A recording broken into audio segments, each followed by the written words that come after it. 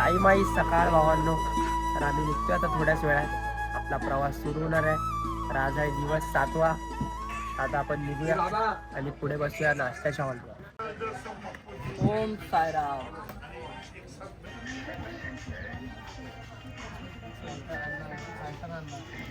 फायटरांना बोलतोय. ताई ओम साईराम. ओम साईराम. तर या पालखीबद्दल थोडक्यात आम्हाला मनोगत द्या ताई. पदयात्रा म्हणजे काय हे बऱ्याच भक्तांना 99% नाही माहिती. जे जुनी लोक येतात त्यांना माहिती आहे आणि जुनी लोक आता शक्यतो प्रयत्न करतात की व्यवस्थित पदयात्रा झाली पाहिजे. लहान लहान मुलं येतात. चालताना म्हणे बाबा गांजा पित होते. साई चरित्रामध्ये बाबा गांजा पित होते हा उल्लेख नाहीये. बाबांनी एका भक्ताचा ते अस्थमा दमा घालवण्यासाठी त्याला चिलीम भरून दिली होती, पण त्याच्यात मिश्री आणि तंबाखू होता, गांजा नव्हता. तर हे जे आता फॅड निघाले गांजाचं हे खूप चुकीचं आहे. मुलं वेड्यासारखं गांजा पितात. पालखीचं निशाण कुठे, पालखी कुठे ते न करता आता तुमचा ग्रुप आलाय, खूप छान वाटलं. असे 2-4 ग्रुप आहेत की ते एकत्र ग्रुपनी जातात. तसं केलं तरच एक आनंद वेगळा आहे. कारण आता पालखी तुमच्या किती सुंदर पूजा केलेली आहे, खूप सुंदर वाटतंय बघू. आणि काही पालखीमध्ये अक्षरशः बाबांचा फोटो उन्हामध्ये असतो, काही छत नसतं, फुलं नसतात, हे धावत चाललेले असतात. असं केलं नाही पाहिजे, कारण आपले बाबा आहेत हे समजून. आणि मी म्हणते की बिना चप्पलनी जे जातात हे खूप चुकीचं आहे. तुम्हाला नवस करायचा झाला तर असं करा की मी 9-10 शिर्डीपर्यंत मोबाईलचा वापर करणार नाही चालताना. मी गोवा गुटखा खाणार नाही. आणि घरी गेल्यावर तुम्हाला ज्या सवय आहे ते शेवटी ते सुटणार नाही, तर घरी करा. पण चालताना जर तुम्ही व्यवस्थित आनंदात गेलात तरच ती पदयात्रा तुमची सफल होणार आहे. बाबांनी सांगितलं नाहीये की बिना चप्पलनी या. हे चुकीचा गैरसमज पसरला आहे. कारण मुलं उन्हामध्ये चालतात, पायाला फोड येतात, पायाला त्यांचा त्रास होत असतो. तर हे दुःख बाबांना पण होतं. म्हणून मी म्हणेन ज्याला वारी करायचं आहे, पदयात्रा करतात त्यांनी चप्पल घालूनच केली पाहिजे. ओम साईराम. ओम साईराम. ही गोष्ट तुमच्या थ्रू आपल्याला समाजासाठी काय सांगणं इच्छिते की पालखीसाठी काय काय सुविधा झाल्या पाहिजे थोड्याफार तरी. पालखीसाठी सुविधा जर करायच्या म्हटल्या, रस्त्यामध्ये वाडीवरीला पण टॉयलेट होते, घोटीला पण तिकडे टोल नाक्याच्या तिकडे पण होता, इगतपुरीला पण. पण हे लोक टॉयलेटमध्ये स्वच्छता ठेवत नाही, नळ तोडलेले असतात. वाडीवरीचं तर टॉयलेट बंदच झालेलं आहे. हे लोक स्वतः घाण करतात. त्याच्यामुळे आपण सरकारकडून की कोणाकडून अपेक्षा केल्याच नाही पाहिजेत. आपण स्वच्छता ठेवली तरच होणार आहे. घाण तुम्ही करता. पूर्वी ज्या पायी जात होते, मी 95 पासून पायी चालते बाबांना घेऊन. लोक पूर्वी तुम्हाला बोलवायचे, हो भाकरी घ्या ना, पिठला भाकरी घ्या, हो झुणका भाकरी खायला या, चहा प्या ना. पण आता लोक त्यांना बघून ना लांब जातात. म्हणे हे मुंबईचा सगळ्या लोकांचा, इथल्या लोकांचा गैरसमज आहे. मुंबईची लोक 2 नंबरवाली गाजा चरस पितात, हे पिकनिकला येतात. त्याच्यामुळे आता पालखीवाल्यांचा मान त्या लोकांच्या नजरेत शून्य झालेला आहे. ठराविक पालख्या आहेत ज्यांना खूप रिस्पेक्ट आहे, परंतु खूप पालख्यांचा मान कमी झालेला आहे. त्यांचे अवतार आता समोर आहेत ग्रुप बघत गांजा पी. काळ्या कपड्यातली मुलं आहेत. तुम्ही काळे कपडे का घालता? चालताना मोबाईल ब्लूटूथ असतं का? त्या परवाच्या दिवशी ऍक्सिडेंट झाला, कशासाठी? आनंदाचा. तुमचा ऍक्सिडेंट होतो म्हणजे तुमच्यासोबत साईबाबा नाही. मी असं म्हणते कधीही जा, पालखीला कुठल्याही वर्षी जा, पण कुठलाही व्यसन न करता जर तुम्ही पालखीला गेलात तर मी म्हणेन की तुमची प्रत्येक मनातली इच्छा पूर्ण होईल. पण आपल्या पालखीचं असं वैशिष्ट्य आहे ना ताई, एवढं 28 वर्ष आहे या पालखीमध्ये कोणाला त्रास झाला नाही, कोणी वाईट वळणाचे नाहीये. सगळे आपले संगती जातात, सगळे जातात. आणि कोणत्या पक्षाचा आणि कोणत्या याचा आपला नाहीये, फक्त आपले साई भक्त म्हणूनच आहे. आणि ग्रुप कुठला आहे? साई भक्त पदयात्रा मित्र मंडळ कुर्ला. मी एकच सांगेन की मी बऱ्याच पालखीवाल्यांना सांगितलं होतं, शिवा शेट्टी नावाचे टी शर्ट जे घालतात एकदम 3rd क्लास क्वालिटीचे असतात.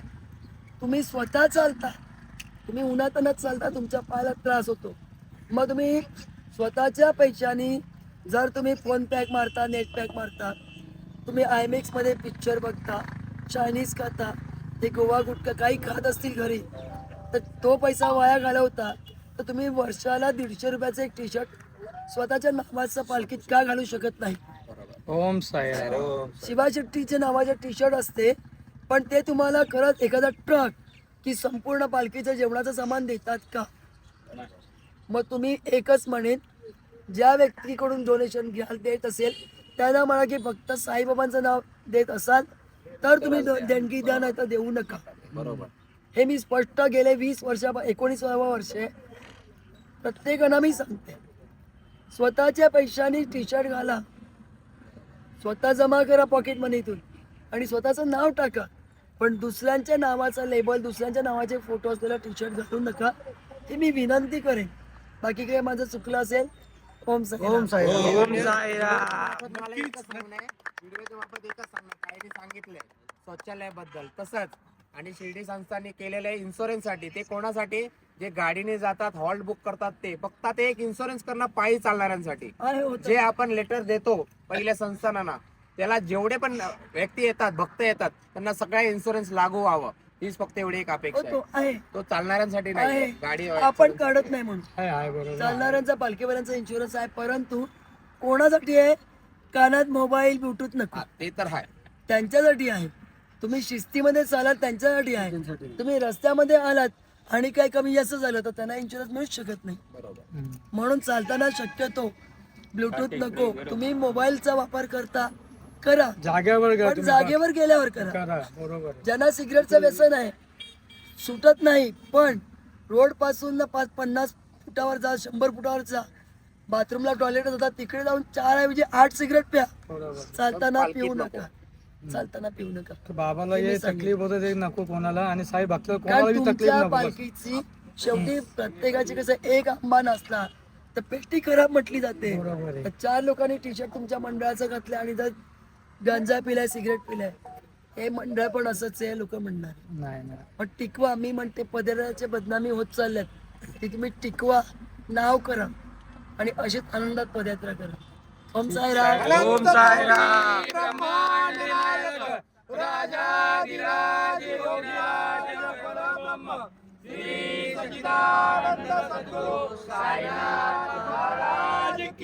जय गुरु महाराज की जय. गणपती बाप्पा मोरया. नक्कीच ताईंचे मोलाचे शब्द मी माझ्या चॅनलच्या माध्यमातून नक्कीच साई भक्तांनी ताईंनी सांगितल्याप्रमाणे याचा अंमलबजावणी करावी, हीच साई भक्तांना माझी नम्र विनंती. ओम ओम साईराम. साईराम. ओम साईराम. ओम साईराम.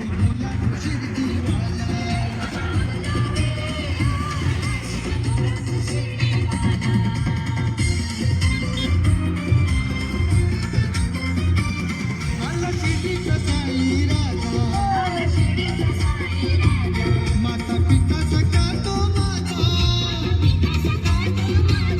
छंद लागे जीवा माझे भक्ती पावा, छंद लागे जीवा माझे भक्ती पावा.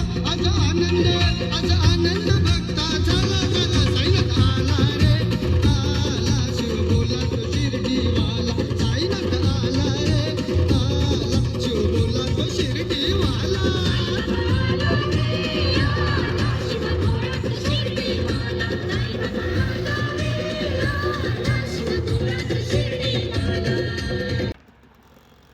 ओम 45 किलोमीटर आहे भावांनो शिर्डी. कधी एवढा आम्ही चाललो आम्हाला कळलंच नाही, आणि दिवस पण कसे निघाले ते पण नाही कळलं.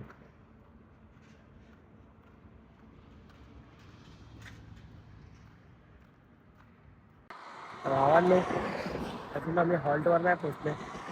1:30 झाले असतील. ऊन बघू शकता तुम्ही किती आहे.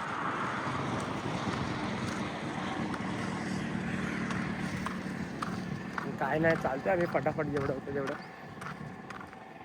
पोहोचून जाईल लास्ट 2:30 पर्यंत.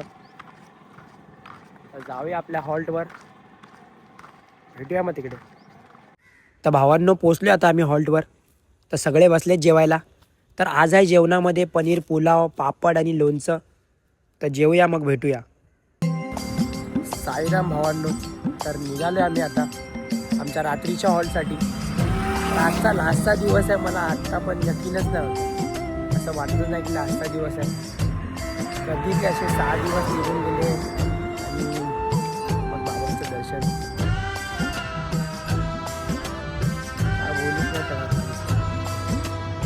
काय बोलू कळतच नाही मला. आता हे दिवस व्यर्थ करावी मी कसं जाईल आता चिंता, व्यर्थ करावी मी का आता चिंता, सोपविले माझे जीवन, सोपविले माझे जीवन, सोपविले माझे जीवन साई हाता.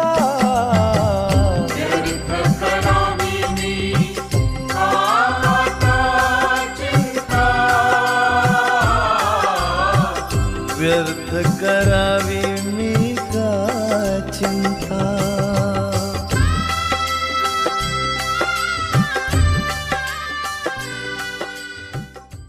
साई माई रात्र भावांनो, तर वाजलेत आता 7:30. तर आता आम्ही चाललोय वावी गावमध्ये.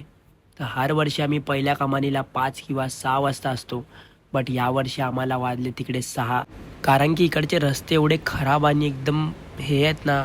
आमचे सर्व साई बंधू सगळे बिना चपलीचे आहेत. तर आता त्यांना मागे सोडून तर जाऊ नाही शकत, कारण की या रस्त्यावर लाईट नाही काय नाही. सर्वांनी सोबतच चालतोय आम्ही. सर्वांच्या फोनचे फ्लॅश ऑन आहेत. माझ्याही फोनचा फ्लॅश ऑनच होता, बट आता मी व्हिडिओ स्टार्ट केला म्हणून. बट माझ्या फोनची चार्जिंग पण आता डेट व्हायला आली आहे. तर आपण ह्या ब्लॉगला इकडेच एंड करूया आणि मग भेटूया साईनगर शिर्डीमध्ये. आपल्या स्वर्गसुखाचा प्रवास आज फायनली संपायला आला. उद्या आपल्या बाबांचं दर्शन आहे. तर काही टेन्शन नाही काही नाही, एकदम स्वर्गसुखाचा प्रवास एकदम सुखरूप झाला आहे आमचा. तर भेटूया मग उद्या. या ब्लॉगला मी इकडेच एंड करतो. ब्लॉग कसा वाटला ते कमेंटमध्ये सांगा. जय साईनाथ.